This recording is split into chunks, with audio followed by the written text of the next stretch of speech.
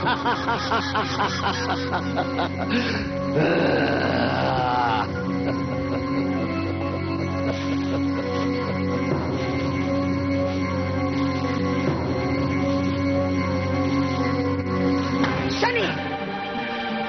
क्या तुम्हारे लिए धन दौलत के सिवा और कोई चीज ऐसी नहीं?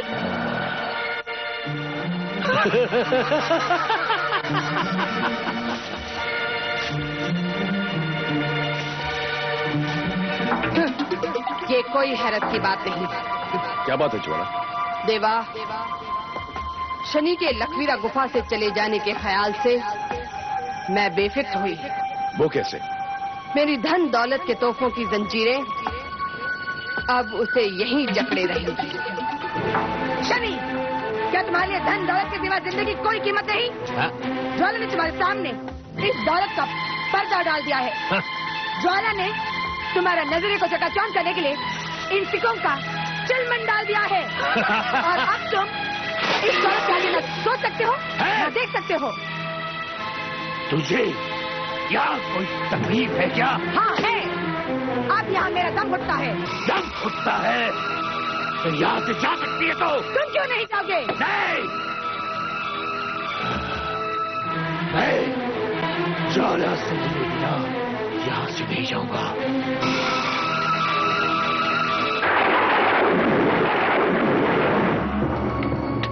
इन सब बातों के मद्देनजर ये तो तयशुदा है पन्ना कि एक दूसरा पंडित जगन्नाथ चुनारगढ़ में दाखिल हो चुका है। ये क्या कह रहे हैं पंडित जी आप किस आधार पर इस नतीजे पर पहुंचे हैं?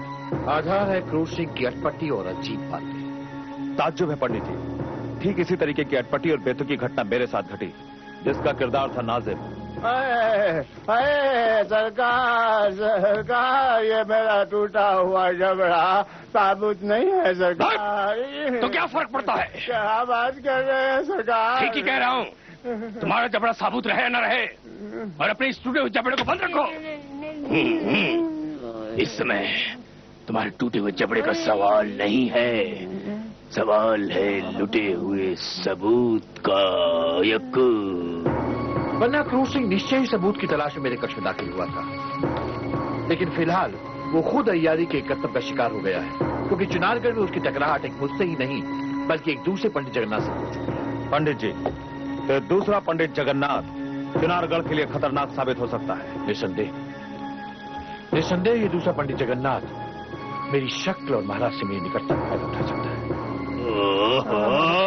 सवाल ये है नाज़िम, सवाल ये है कि दूसरा पंडित जगन्नाथ फायदा उठाने के बजाय हमारा नुकसान न कर दे। सरकार, आप किसकी बात कर रहे हैं? मैं समझा नहीं। अबे बेवकूफ, मैं दूसरे पंडित जगन्नाथ की बात कर रहा हूँ। दूसरा जगन्नाथ? हाँ, अमीर ये दूसरे पंडित जगन्नाथ के खाल में।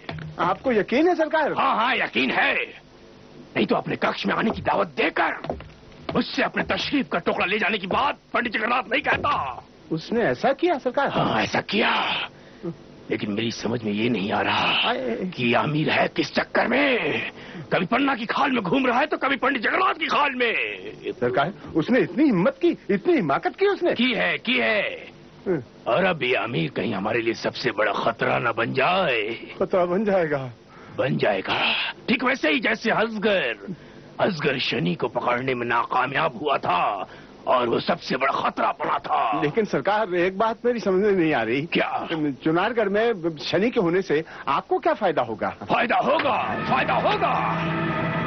क्योंकि शनि की मौजूदगी से महाराजा शिवदत्त और पूरे चुनारगढ़ के प्रतिघात का निशाना हमसे हटकर शनि पे केंद्रित हो जाएगा। शनि पे, हम पे नहीं। यक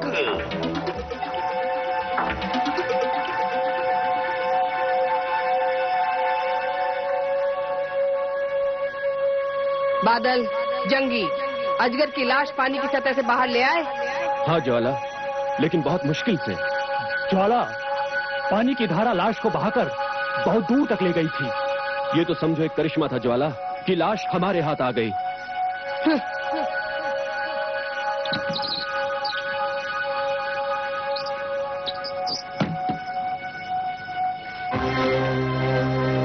अजगर की लाश मेरे हाथों से जाती कहाँ? अजगर, तुमने अपने पापों की सजा चुकाई है। ज्वाला अपने दुश्मन को माफ नहीं करती।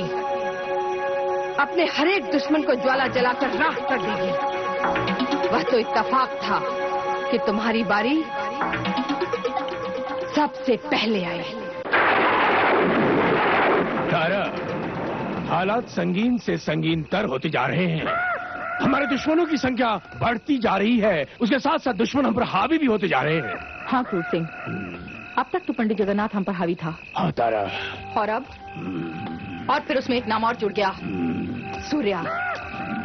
क्रूर सिंह, सबसे पेचीदा सवाल ये है कि वो नकाबपोश आखिर था कौन? हाँ तारा, आखिर वो नकाबपोश नमूदार कहाँ से हुआ और उसे तुम पर ही कातिलाना हमला क्यों किया? तारा, वो कौन हो सकता है? तुम्हारा क्या अंदेशा है?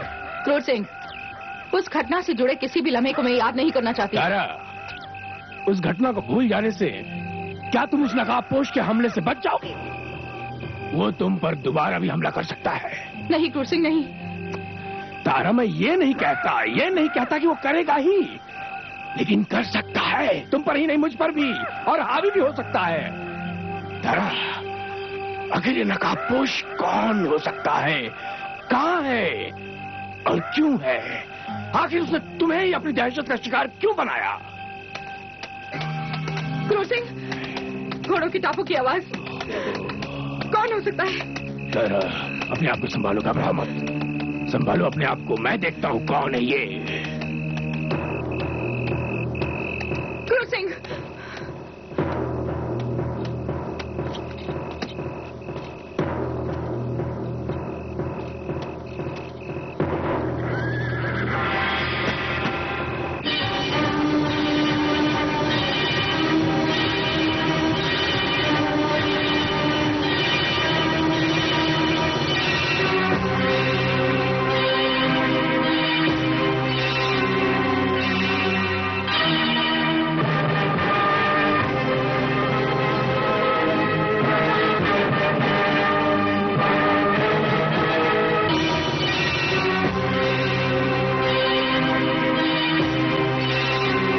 असगर की लाश है। अरे, इसमें खून से लिखा कोई संदेशा भी है।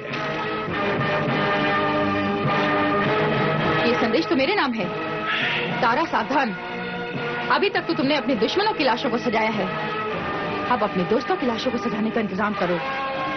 तुम्हारा पहला कारिंदा असगर हो गया खत्म। एक गया, अब तुम 3 बकाया। एक गया, अब तुम 3 बकाया, यानी कि तुम, मैं और इसके पीछे भी कुछ लिखा है। दूसरे आगे पढ़ो क्या लिखा है। तारा, असगर की लाश को अपने दरीचे में सजा के रखना।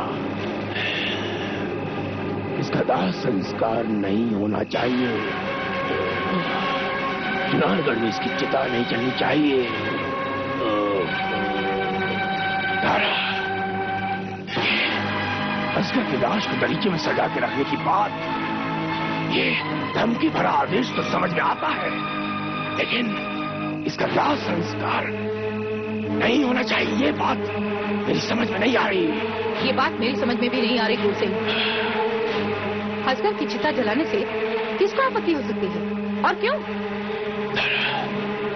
तारा, ये आपत्ति तो समझ से बाहर की बात है। कुछ भी हो क्रूर सिंह, असगर की चिता जलेगी और जरूर जलेगी, जिसके लिए मैं महाराज की मदद लूंगी। महाराज की? हाँ, महाराज की।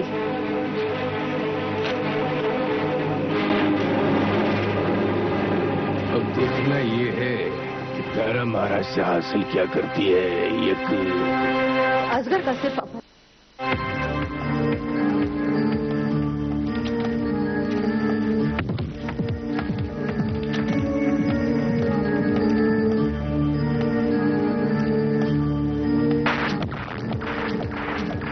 तारा को आतंकित करने की हमारी योजना निस्संदेह कारगर साबित हो रही है सूर्या। हाँ पंडित जी, आपका कहना सही था। तारा की हिम्मत और उसका आत्मविश्वास तोड़ने के लिए मेरा गुमनाम नकाबपोश बनकर जाना ही उचित था। उचित भी था और जरूरी भी था। ताकि हमलावर को पहचाना न जा सके। और एक गुमनाम हमलावर की हैसियत से जिस तरह से तुमने उसके ऊपर मानसिक वार किया, उसकी संतुलन को तोड़ा, उसकी आत्मविश्वास को खंडित किया, देखना इसी तरीके से एक दिन वो टूटेगी। बस ये अजगर की बेवक्त मौत हमारी योजना में कुछ खलल पैदा कर सकती है। अजगर की मौत से हमें क्या खलल पड़ेगी? इससे तारा के इत्मीनान में हलचल मच जाएगी और वो शातिर औरत शर्तिया तौर पर इस मौत का इल्जाम हमारे सर मढ़ने की कोशिश करेगी। ये मुमकिन है पंडित जी। लेकिन कोई बात नहीं, हम अपनी योजना को फिर भी सरंजाम देंगे।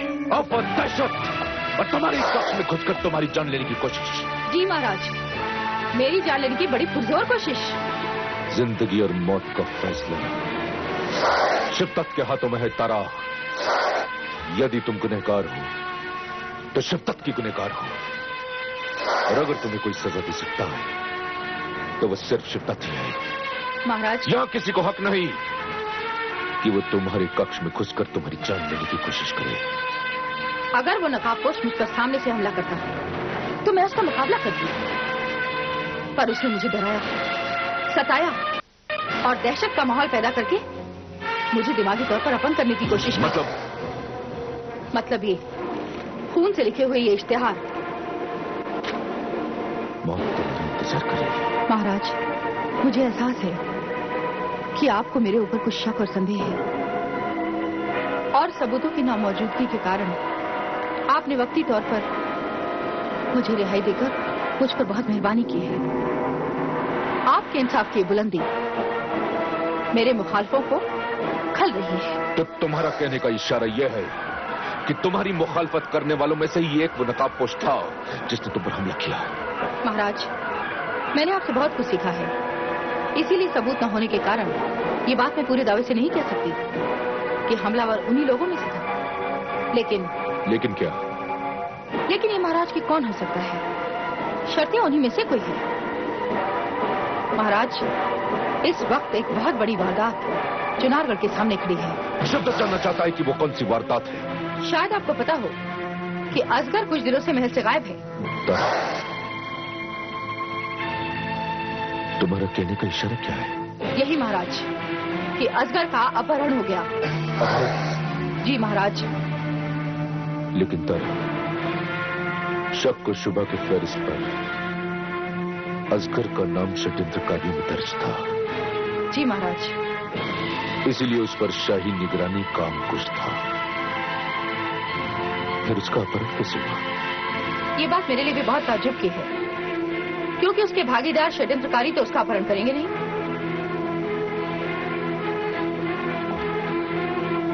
तुम कहना क्या चाहती हो? यही कि महाराज, ये काम उसके किन्हीं दुश्मनों ने किया है। कौन से दुश्मन? महाराज, जिनके हाथों में आपने सुरक्षा का इंतजाम सौंप रखा है। महाराज, अगर मुझसे कुछ गुस्ताखी हो गई हो तो मुझे माफ कर दें। साथ ही मैं आपको ये बताना भी अपना फर्ज समझती हूँ कि असगर का सिर्फ अपहरण ही नहीं, कत्ल भी कर दिया गया है। असगर का कत्ल? हाँ, और उसकी लाश दाह संस्कार का इंतजार कर रही है। दाह संस्कार का इंतजार कर रही है? हाँ महाराज, पर उसकी लाश को चिता भी नसीब नहीं होगी। क्यों? इसका सबब? सबब ये महाराज कि उसकी लाश के साथ दुश्मन की ये चेतावनी भी आई है। चेतावनी? क्या है? पढ़ो। तारा, असगर की लाश का दाह संस्कार नहीं होना चाहिए। चुनारगढ़ में इसकी चिता नहीं जलनी चाहिए। चुनारगढ़ में इसकी चिता नहीं जलनी चाहिए? कौन है ये गुस्ताख जिसने ये चेतावनी भेजी है? क्योंकि चुनारगढ़ में किसी के भी दाह संस्कार में किसी भी गुस्ताख का खलल डालना बर्दाश्त नहीं किया जाएगा। लखन सिंह! हुकुम महाराज। पंडित जगन्नाथ को यहाँ फौरन हाजिर होने के लिए इतला दी जाए। जो हुक्म महाराज।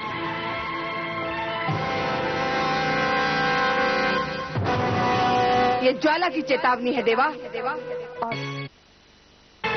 तारा, असगर की लाश का दाह संस्कार नहीं होना चाहिए। चुनारगढ़ में इसकी चिता नहीं जलनी चाहिए। चुनारगढ़ में इसकी चिता नहीं जलनी चाहिए? कौन है ये गुस्ताख जिसने ये चेतावनी भेजी है? क्योंकि चुनारगढ़ में किसी के भी दाह संस्कार में किसी भी गुस्ताख का खलल डालना बर्दाश्त नहीं किया जाएगा। लखन सिंह! हुकुम महाराज। पंडित जगन्नाथ को यहां फौरन हाजिर होने के लिए इत्तला दी जाए। जो हुकुम महाराज।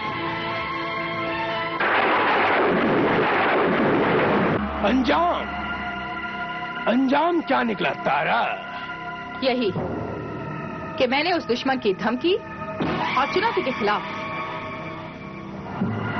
महाराज का शाही इंतजाम हासिल कर लिया है और अब उस शाही इंतजाम के तहत बाहिफाजत असगर का दाह संस्कार होगा और चुनारगढ़ में असगर की चिता जलेगी। वाह तारा वाह, असगर ने भी क्या किस्मत पाई है। ये मरे हुए आदमी की किस्मत की तारीफ है वो। चुप जी। तारा, ये कैसी शानदार विडंबना है। क्या मतलब? मतलब ये कि तुम्हारी वजह से असगर की किस्मत का सितारा चमक उठा।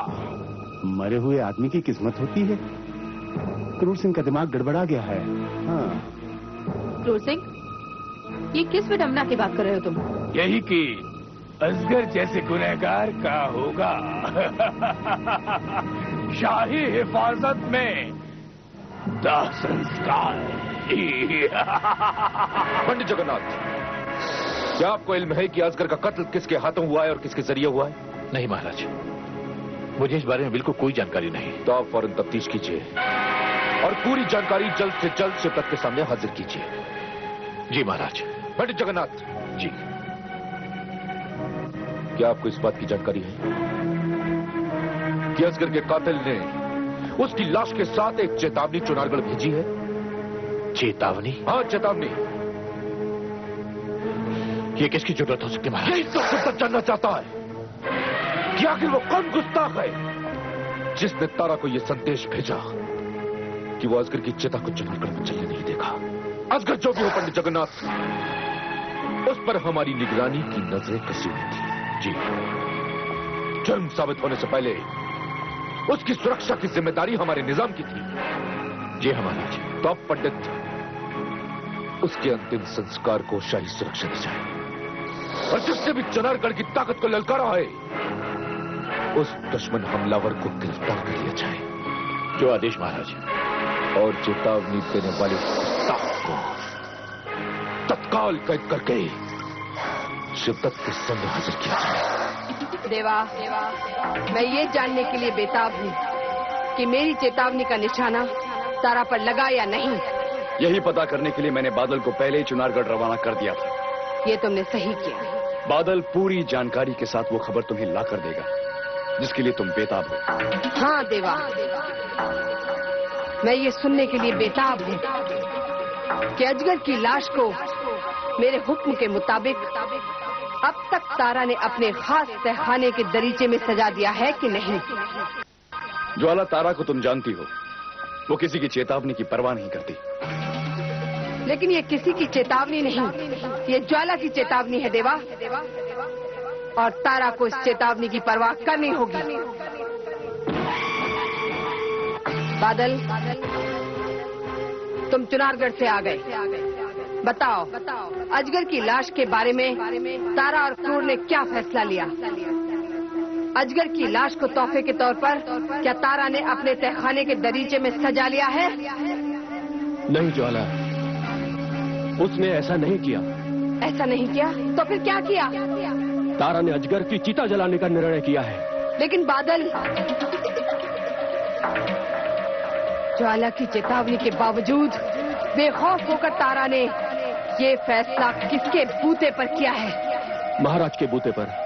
महाराज से तारा ने सिफारिश की, चिता की हिफाजत की मांग की। और नतीजा क्या हुआ? नतीजा, दाह संस्कार संपन्न होने तक अजगर की लाश शाही इंतजाम के घेरे में रहेगी। नहीं, ऐसा नहीं हो सकता।